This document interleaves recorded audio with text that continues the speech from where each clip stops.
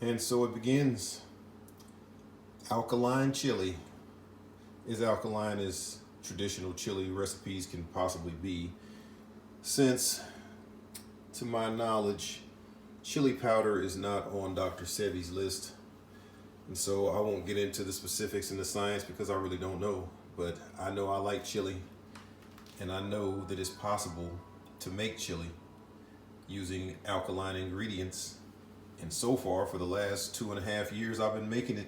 Everybody that eats it absolutely loves it. So I'm going to put together a video to hopefully show, well, several videos, because I'll have to stop and start and do all that kind of thing as I do the work. I don't have a production crew. But you can see we're starting.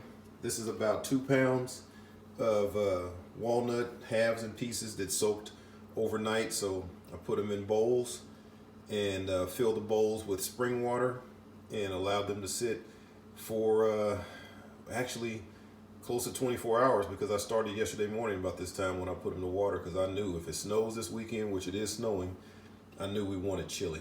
Give us a good start to the week.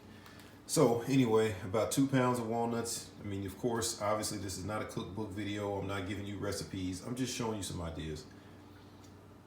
About 2 pounds of walnuts is what I'm going to use, and then whatever I use in this specific batch of chili, I'll also have a amount of chopped up, ready to go walnut meat that's in the freezer for the future. I won't have to soak it again. So that's kind of the logic. So we're going to put that in the blender here.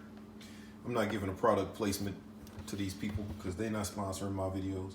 We're going to put the walnuts in the blender and then add the spring water, and from there you'll be able to see how on the next video, I guess, or the next photos or whatever, it'll show how it's broken down, and it will drain off the walnut milk basically off of the meat. I'll get in all of that later.